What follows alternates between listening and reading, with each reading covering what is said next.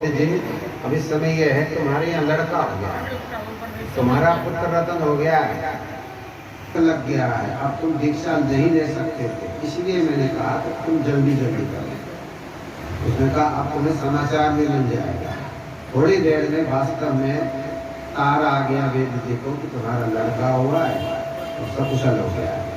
तो लोगों ने पूछा, जो गांव के लोग थे, मोबाइल फोन तो थे 1950-55 की बात है, तो आपने कैसे जाना था? आपको कोई भूत प्रेत सीधी नहीं जानता हूँ, मैं तो केवल गुरु जी की बताए साधना को करता हूँ, मंत्र जाप करता हूँ, ध्यान करता हूँ, बाकी मैं किसी भूत प्रेत को सिद्ध नहीं कर रखा है। मेरे मन में जो बात आती है वो सही आती है। अगर मेरे मन में ये बात आए, ये वेद जी है, मैंने दीक्षा लेनी है और इनके सूतक होने वाला, लड़का होने वाला है, तो मेरे मन में बात आ गई, मैंने कह दिया और फिर मुझे दिख नहीं जाता है कि वास्तविकता लड़का हुआ है तो लड़का हुआ दिख जाता नहीं हो गया। तो इस प्रकार से ये है एक उदाहरण, इसको कहते हैं दिव्य दृष्टि। ये होता है सतोगुण।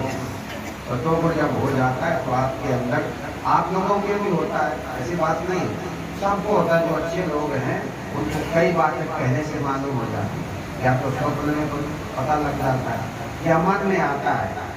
आपको लगता है यार मेरा वो मित्र था, 10 साल से मिला ही नहीं, उसकी बड़ी याद आ रही, पता चला कल आपसे मिल गया आपके पास। अब मैंने आपने कहा मैं तो याद कर रहा था, तो 10 साल हो गए हैं, आज आप अचानक था और याद कर रहे थे, वो आ गया।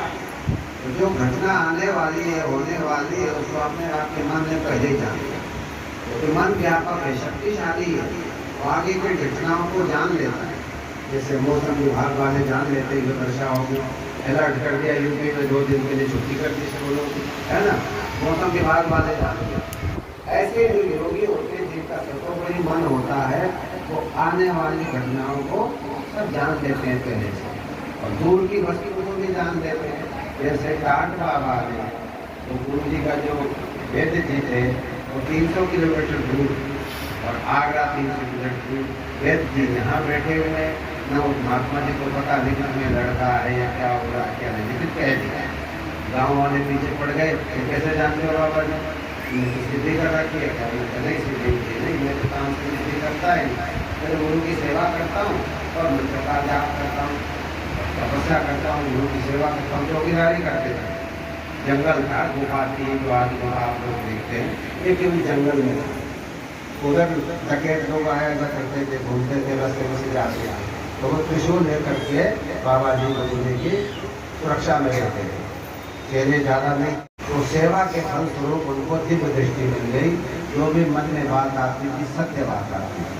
तो ऐसे ही जो सतोगुणी लोग हैं आप में से, आपके जीवन में भी ऐसी घटनाएं घटती रहती है, आपको पहले आभास होता रहता है। यदि इस प्रकार की बात आए, सोचो आप सतोगुणी हैं तो अपने इस गुण को और बढ़ावा और भगवान का भजन करोगे और आपका दिव्य दृष्टि साफ साफ दिखाई देगा। जो कुछ होना है वो आपको पहले ही अनुभव होगा, आपके मन में पहले ही आएगा। तो तरंगे विश्व में घूमते रहते, जो भी घटना होती है वो उसका पहले तरंग आती है, तरंग आपके मन को छू गई, आप पवित्र है। जो गंगावन वाला होगा तो तमोगुणी है, उसे नहीं तरंग छुएगी। जो जिसका चित्त निर्मल है उसको वो तरंग छू जाएगा, उसको घटना का पता लग जाएगा। इसलिए बहुत से लोग पहले ही जानते, सतोगुणी वाले ये भी जानते मैं कब मरूंगा, मेरी मृत्यु कब है, ये वो जानते हैं। क्यों? उनको सब आगे का दिखता है। एक छोटी सी बात बताता हूँ इसके सामने।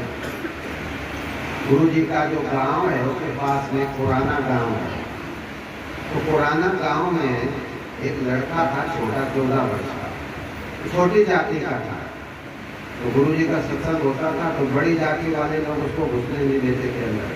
अरे तो जमार है, वहाँ बैठा कर, यहाँ हमारे बीच में बैठा है, तो बेचारा बाउंड्री पर बाहर बैठा रहता है, सुनता था, प्रवचन सुनता था, सात्विक था, गुरुजनों के बच्चे संस्कार थे। एक जो मास्टर उनको पढ़ाते थे वो हमारे गुरुदेव का शिष्य था, हर प्रसाद शास्त्री का नाम था।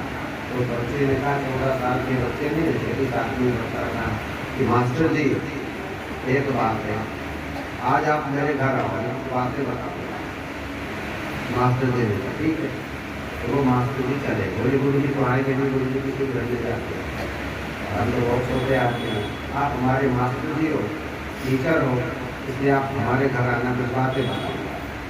मास्टर जी ने कहा ठीक है, गए वहाँ। कहने लगे देखो मैं रोज़ सत्संग में बैठता हूँ, अरे बीच में नहीं बैठता हूँ, किनारे बैठता हूँ, बाहर से सुनता रहता हूँ। गुरु जी का उसमें सत्संग बहुत बजे तक होता था, 10 बजे तक सत्संग हो ही रहा है, ज़्यादा लोग बुलाते नहीं थे। गुरु जी के पास का गाँव है, तो उसने कहा देखो मास्टर जी आप हमें 1 महीना और जिएगा, मेरी आयु खत्म है। कैसे जानते? बस बोले सच जानूंगा, मुझे आवाज़ हो गया, मुझे दिखाई दे गया, अब मैं 1 महीना और जीऊँगा, 1 महीने के बाद अमुक गाँव में अमुक पंडित के यहाँ मेरा जन्म होगा। इसलिए मैंने आपको बता दिया। मास्टर जी ने सोचा पता नहीं बच्चा है क्या, उन्होंने कहा योग अभ्यास किया था, ध्यान अभ्यास किया करते थे, अध्ययन भगवान ने योग की बात कही। तो अर्जुन ने कहा महाराज ठीक है, मैं तो लड़ाकू आदमी, लड़ने भिड़ने वाला आदमी, मान जा कुछ दिन में योग अभ्यास करूँगा भी, ध्यान लगाऊंगा भी, लेकिन मुझे नहीं लगता कि सारी उम्र में ये कर पाऊँ। तो मैं जो करूँगा तो बेकार हो जाएगा। आपके कहने से 4-6 महीने मैंने कर भी लिया ध्यान, लेकिन मेरा तो संस्कार बच्चे का है, मुझे तो जो है दुर्योधन और करणी दिखते हैं, मेरा भजन कहाँ होगा। नहीं, मुझे नहीं विश्वास है कि मैं आगे कर पाए।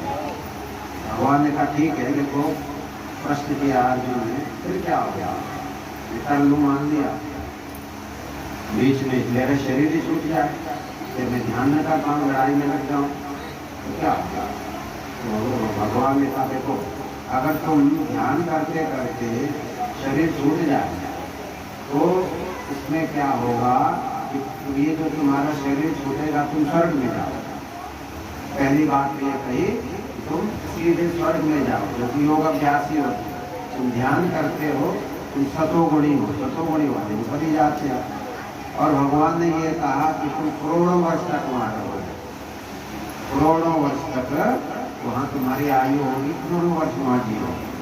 और अर्जुन एक समय ऐसा आएगा कि तुम्हें आना पड़ेगा पृथ्वी पर दोबारा आना पड़ेगा, क्योंकि अभी तुम्हारा ड्यूटी सर्टिफिकेट नहीं बना है, मुक्ति का सर्टिफिकेट नहीं बना है।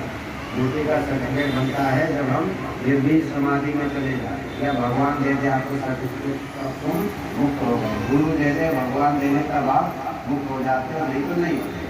तो सामान्य प्रक्रिया उसके अनुसार तो जो उसके वो है क्रम है, उसी क्रम से जाना पड़ेगा।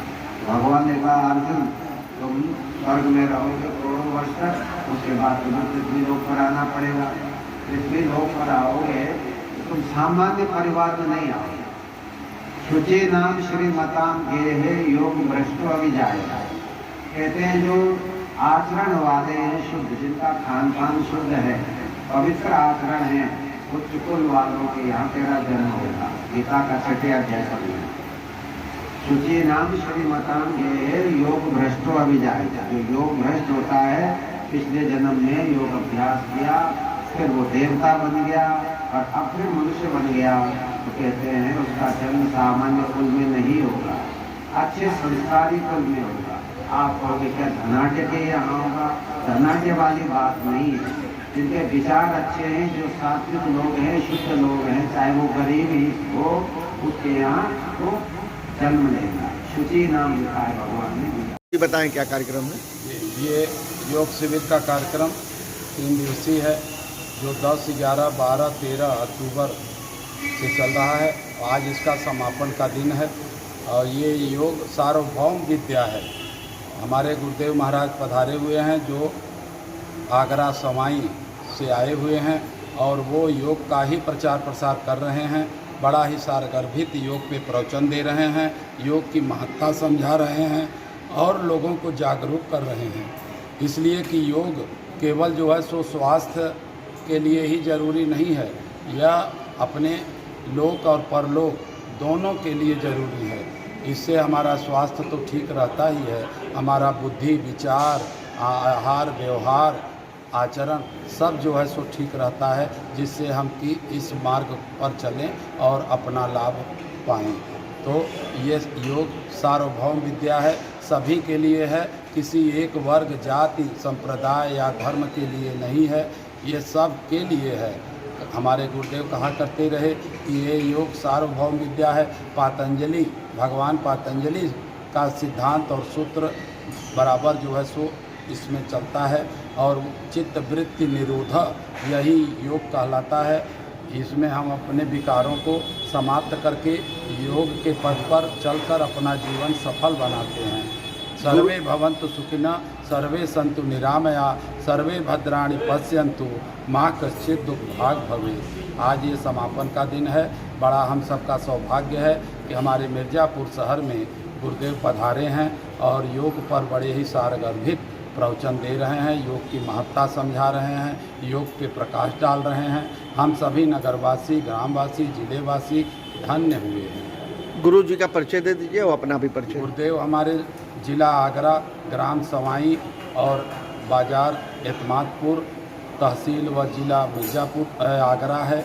ये जो है सो योग पर बड़ा ही सारगर्भित प्रवचन दे रहे हैं, सरल बातों से, और श्रीमद् भागवत गीता श्लोकों पर व्याख्या करते हुए बड़ा ही सारगर्भित प्रवचन हम लोग सुन रहे हैं, पा रहे हैं, लाभ उठा रहे हैं।